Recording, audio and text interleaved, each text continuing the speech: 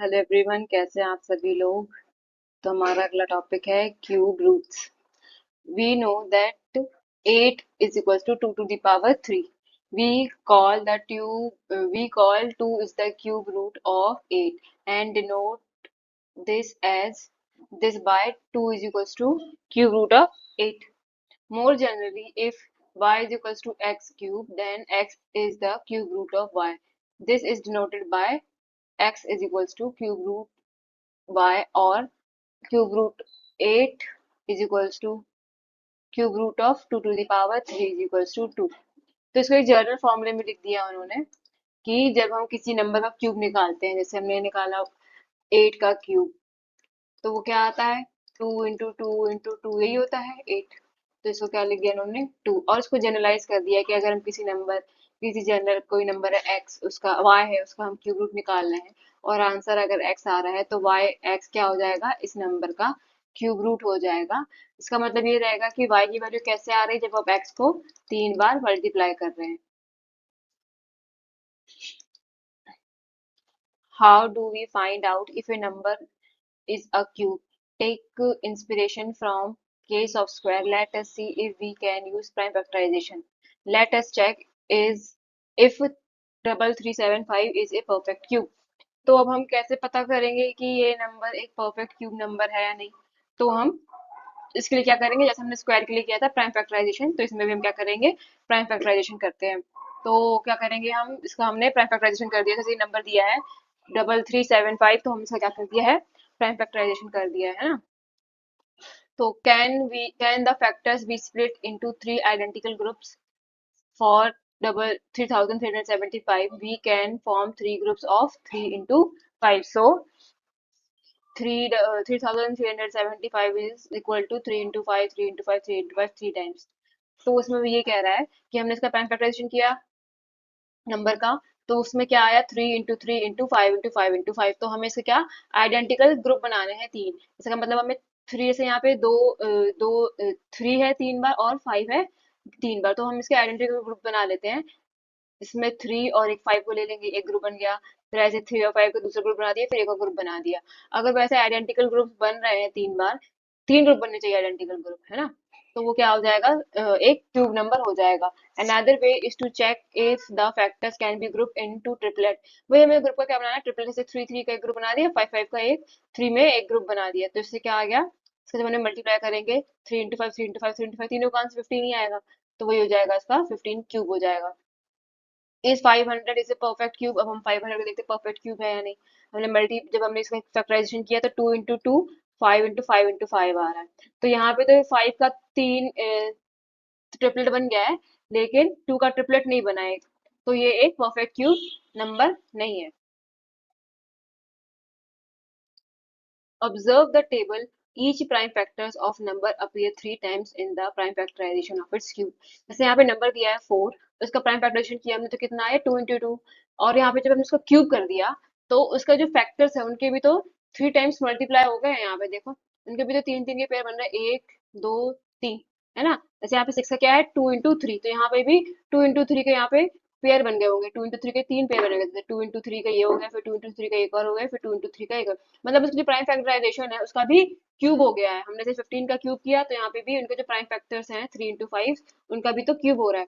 ऐसे 12 का क्यूब किया, तो यहाँ पे उनका जो प्राइम फैक्टर है 2 into 2 into 3, उसके भी क्यूब हो रहे हैं। तो वो यही बोल रहा है। आगे क्वेश्चन कहते हैं, find the cube root of the following numbers. तो जैसे हमने यहाँ पे दिया है क्यूब निकालना है 64 का क्यूब रूट, तो वो तो यहाँ पे दिया है आंसर 64 कितना हो जाएगा, 4। 512 का निकालते हैं प्राइम फैक्टराइजेशन से। यहाँ पे हम 512 का प्राइम फैक्टराइजेशन करेंगे, तो 2 से जाएगा, ये हो जाएगा। कितनी बार 2 का मल्टीप्लाई हो रहा है, 1 2 3 4 5 6 7 8 9। टू का कितनी बार मल्टीप्लाई हो रहा है, 1 2 3 4 5 6 7 8 एंड 9।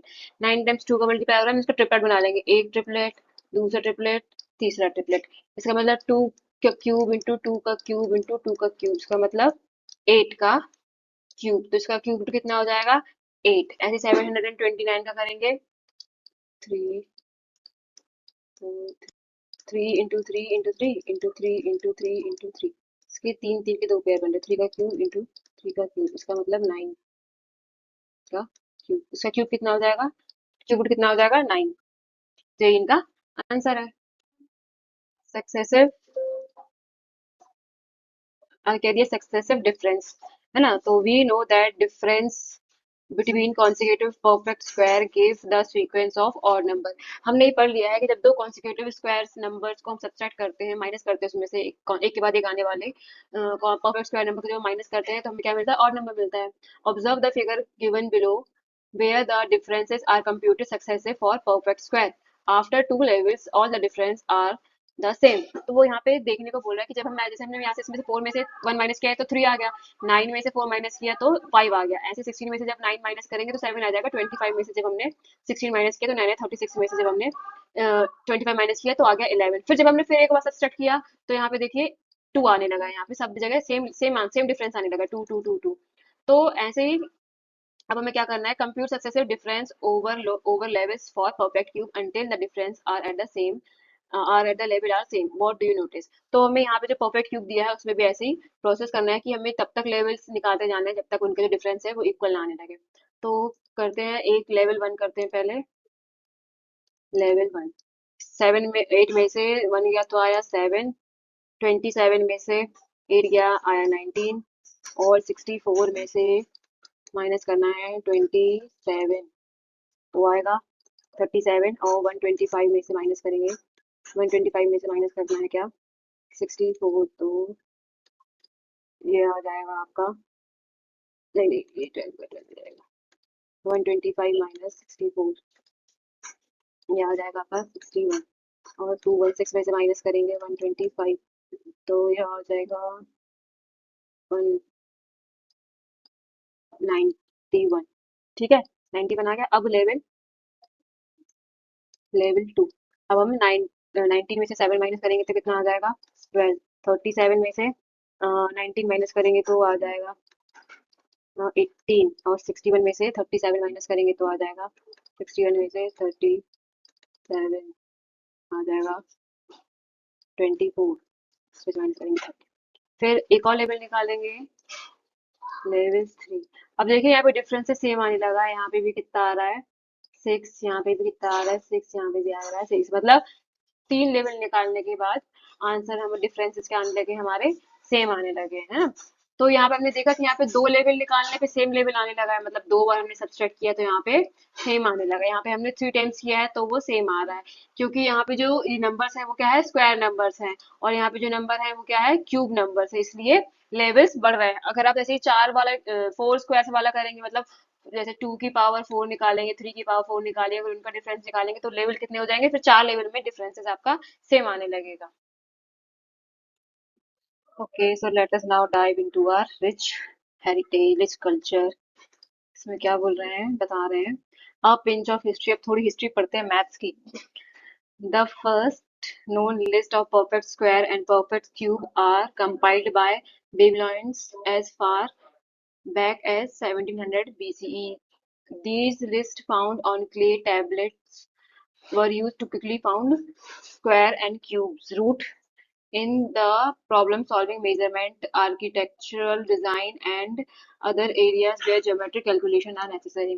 तो ये जो फर्स्ट टाइम किसने इसको कलेक्ट किया था, ये लिस्ट जो बनी थी वो बेबीलोन्स के लोगों ने बनाई थी, कहाँ पे, 1700 बीसी में बनाई थी। और ये क्यों यूज करते थे, ताकि वो लैंड को मेजर कर सके, आर्किटेक्चर डिजाइन कर सके, इन सब के लिए उन्होंने इसको क्या करा था, लेके आए थे, उन्होंने लिख के रखा था। और एंड और ज्योमेट्रिक कैलकुलेशन के लिए भी यूज किया था। इन संस्कृत वर्ड द टर्म वर्ग was used both for square figures or its area as well as square power. The term ghana was used for both solid cubes as well as product of number with the itself 3 times। और ये बोले कि हमारे यहाँ जो Sanskrit language है उसमें वर्ग वर्ग का यूज करते हैं, क्यों, स्क्वायर निकालने के लिए, स्क्वायर और एरिया के लिए यूज करते हैं, है ना। और जो घन है उसको हम यूज करते हैं, घन है, घना नहीं है ये, घन है, इसका यूज करते हैं क्यूब निकालने के लिए, as well as product of the three, मतलब किससे, एक ही नंबर का 3 टाइम मल्टीप्लाई करने को हम क्या बोलते थे, घन बोलते हैं। घना नहीं पढ़ेंगे, जैसे गणित प्रकाश हमारी बुक का नाम, सो गणित प्रकाश नहीं पढ़ना है, गणित प्रकाश पढ़ना है ना। द फोर्थ पावर कॉल्ड वर्ग वर्ग। और जो किसी नंबर की 4 की पावर रहेगी, जैसे 2 पे 4 की पावर है तो उसको क्या बोलेंगे, वर्ग वर्ग। The term use in India at least from the 3rd century, और ये तो पहले से ही, बहुत उससे भी पहले से हमारे यहाँ पे यूज हो रही है। ये इनके यहाँ तो ये जो बेबीलोन्स के यहाँ पे तो 1700 BC में है, मैं तो पहले से ही है चलता आ रही है। हमारा जो कल्चर है उसमें अगर आपको अच्छा एक मैथमेटिशियन बनना है तो आप अगर संस्कृत पढ़ेंगे तो आपकी जो मैथ्स है वो काफी अच्छी हो जाएगी। हमारा जो अभी पूरा जो चेंज हुआ है एनसीईआरटी का पैटर्न वो इसलिए चेंज कर दिया है ताकि आप मैथ स्ट्रॉन्ग करें, और जितनी ज्यादा ज्यादा आपको मैथ स्ट्रॉन्ग करनी है उसके लिए आप ज्यादा से ज्यादा संस्कृत पढ़ेंगे तो आपके लिए अच्छा रहेगा। आगे क्या बोल रहा है? Aryabhata. Aryabhata 499 EC states a square of four equal and number representing its area called varg. The product of two equal quantities is also called varg. The term varg for square power had its origin in the graphical representation of a square figure. तो आर्यभट्ट ने जी ने क्या बोला था, हमारे यहाँ पे जो एरिया रहता है एरिया निकालने के लिए हम उसको क्या बोलते हैं? वर्ग बोलते हैं। यहाँ पे दो सेम नंबर का मल्टीप्लाई करते हैं तो हम उसको क्या बोलते हैं? वर्ग बोलते हैं। और इसका ओरिजिन क्यों हुआ था? ग्राफिकल रिप्रेजेंटेशन, ग्राफ रिप्रेजेंट करने के लिए हमने यूज किया था। Why the word root use for mathematical operation. ये जो रूट वर्ड है इसका हम इस शब्द का ये इसका ओरिजिन कहाँ से आया है ना, स्क्वायर रूट, क्यूब रूट, जब रूट यूज कर रहे हैं इसका ये आया कहाँ से? It is because in ancient India the Sanskrit word mula meaning root of a plant basis cause और origin which use for mathematical operation of taking root. तो ये जो वर्ड है रूट, इसका ओरिजिन कहाँ से हुआ है? संस्कृत वर्ड से हुआ है, मूल वर्ड से हुआ है ना।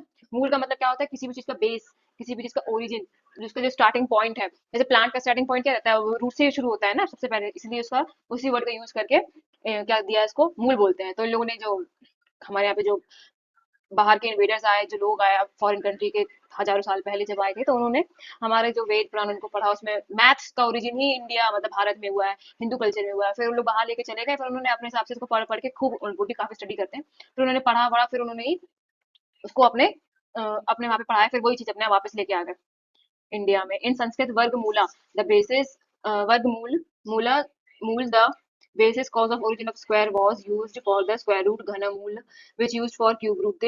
This use of mool for mathematical concept of root was subsequently evaluate मतलब कॉपी करना in Arabic Latin through the corresponding word for the root plant जिथर और रेडिक्स रिस्पेक्टिवली। तो जो वर्गमूल क्या हो जाएगा? वर्गमूल हो जाएगा स्क्वायर रूट, वर्गमूल हो जाएगा स्क्वायर रूट, और ये जो घनमूल हो जाएगा ये हो जाएगा क्यूब रूट, है ना। तो ऐसे ही ये वर्ड्स बन गए। और ये जो मूल वर्ड है इसको इन लोगों ने, जो अरब के लोग आए थे यहाँ पे, उन्होंने समझा कि इसका मतलब होता है रूट, तो उन लोगों ने भी ये जो रूट वर्ड यूज नहीं करते हैं अपने वहाँ पे, रूट की जगह लोग मैथ्स में जिटर यूज कर लेते हैं। The term mula for root has been use in Indian at least for the first from the first century BC। Another term used was part foot basis causes. Brahmagupta explains the par root for Kriti square, that is of which is its square। तो जो ब्रह्मपुत्र है उन्होंने बोला, first question क्या दिया हुआ है कि find the cube roots of 27,000 and 10,648। तो हमें इसका क्यूब रूट निकालना है 27,000 का। तो हमें तो 10 के जैसे यहाँ पे हमने क्या लिख दिया, प्राइम फैक्टराइजेशन निकाल दिया है, तो इसका जो 27,000 का आ जाएगा ट्रिपलेट में आ जाएगा यहाँ पे 2, 3 एंड 5। और वैसे भी हमें पता है 10 के मल्टीपल्स में क्यूब निकालना इजी रहता है। 10 का क्यूब कैसे निकलेगा? 1 इंटू 1 तो 1 आ जाएगा, और फिर 3 जीरो। 20 का क्यूब कैसे निकलेगा? 2 इंटू 2 इंटू 2 8, और फिर 3 जीरो। 30 का क्यूब कैसे निकलेगा? 3 इंटू 3 इंटू 27 और 3 जीरो। तो 27,000 का जो क्यूब रूट रहेगा वो कितना आ जाएगा? 30। ऐसे यहाँ पे हमने 10,648 का क्यूब रूट निकाल दिया है प्राइम फैक्टराइजेशन से। और दूसरी मेथड क्या है कि हम वैसे जो क्यूब रूट इस मेथड से भी सॉल्व कर सकते हैं। जैसे हमने लिखा 10,648, तो हमने देखा ये नंबर्स के इन क्यूब्स के बीच में आ रहा है, तो ये आ रहा है 8,000 से 27,000 के बीच में। तो 8,000 क्या होता है? 20 का क्यूब, और इस नंबर और ये 30 के क्यूब के बीच में आ रहा है। अब हमने यहाँ पे देखा ये 8 यूनिट प्लेस पे कब आता है? जब हम करते हैं 2 का क्यूब, तो जो नंबर हो जाएगा वो क्या हो जाएगा? 22। एक ये मेथड भी है और एक प्राइम फैक्टराइजेशन वाली मेथड भी है, दोनों किसी भी मेथड से आप सॉल्व कर सकते हैं। What number will be multiplied by 1327 to make a cube number? हम किस नंबर का मल्टीप्लाई करें जिससे ये एक परफेक्ट क्यूब नंबर बन जाए? तो हमने इसका क्या किया? प्राइम फैक्टरेशन किया, तो क्या आया? 3 into 3 into 7 into 7।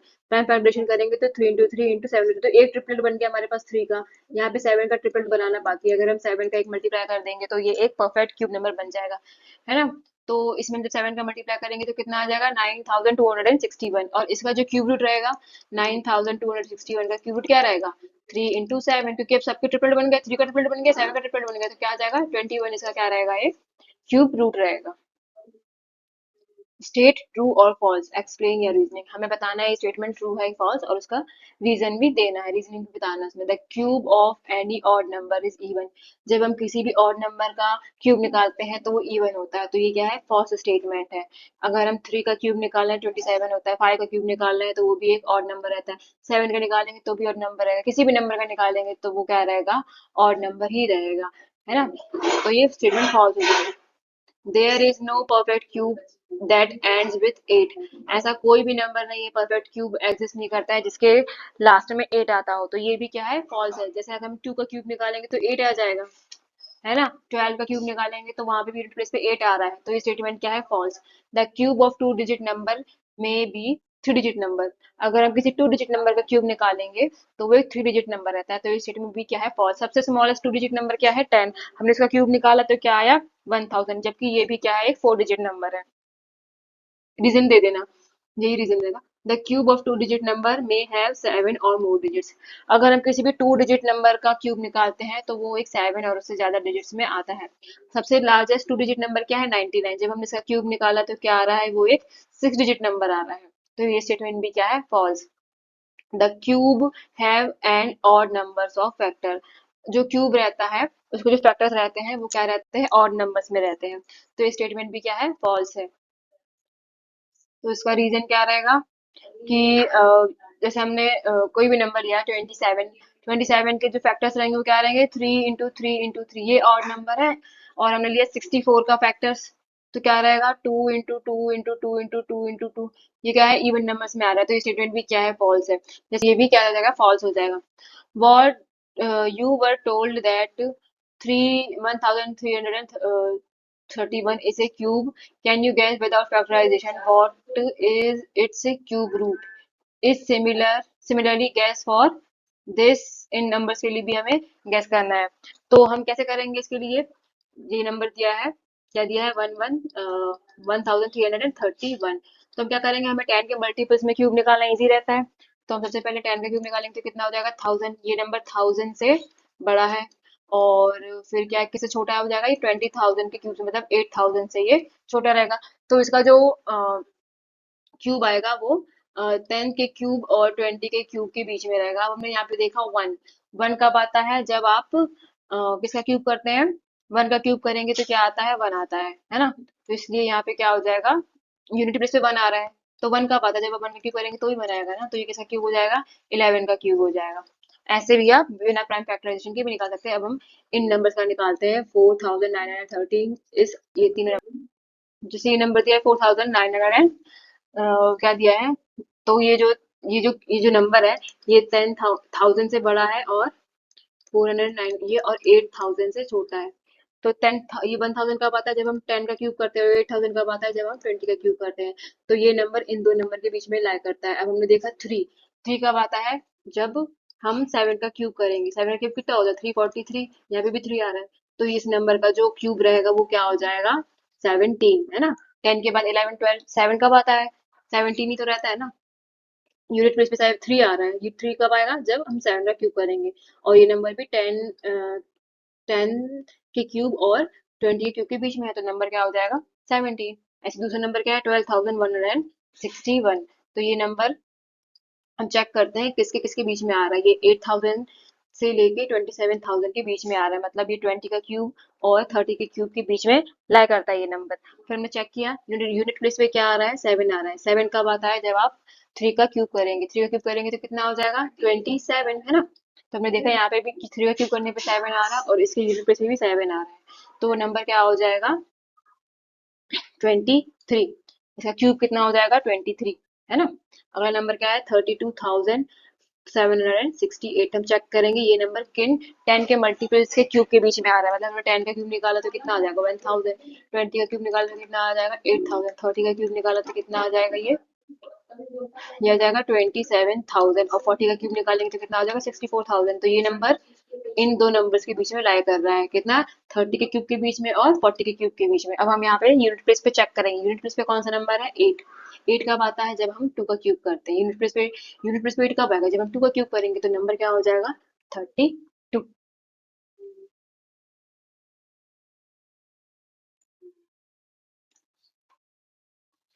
Which of the following is greatest, हमें बताना है इन चारों में से सबसे बड़ा कौन सा है। तो हमने यहाँ पे पहले नंबर्स देखे कि क्या है, 67, 66, 43, 42, 67, 66, 43, 42, ये सारे क्या है, कॉन्जिक्यूटिव नंबर्स, एक के बाद एक वाले आने वाले क्या है, नंबर्स हैं।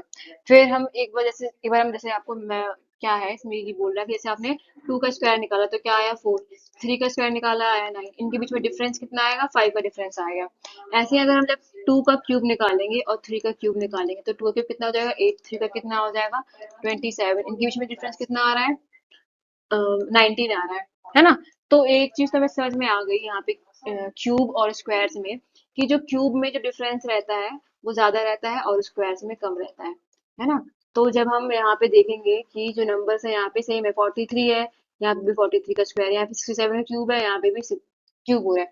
तो जो क्यूब का जो डिफरेंस रहेगा और जो स्क्वायर का डिफरेंस रहेगा वो जो क्यूब का डिफरेंस रहेगा वो ज्यादा रहेगा और स्क्वायर में जो डिफरेंस रहेगा वो कम रहेगा। ठीक है, एक चीज ही समझ में आ गई।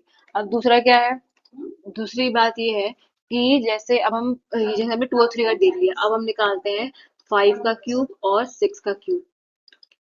हमने 5 का क्यूब निकाला तो कितना आएगा 125, 6 का क्यूब कितना हो जाएगा 216। जब हम इसको माइनस करेंगे तो कितना आ जाएगा 91। तो जैसे जैसे हम बड़े, जैसे यहाँ पे डिफरेंस कितना आ रहा है 19, यहाँ पे कितना आ रहा है क्यूब का माइनस करने पे, जैसे हमने यहाँ पे 2 और 3 का क्यूब लिया तो यहाँ पे 19 आ रहा है। फिर हमने बड़े नंबर लिए इनका क्यूब किया तो वो क्या आ रहा है, इनका डिफरेंस ज्यादा आ रहा है। इसका मतलब अगर हम बड़े नंबर्स का क्यूब करेंगे और उनका डिफरेंस निकालेंगे तो वो हमेशा बड़ा रहेगा। तो इसका आंसर कितना हो जाएगा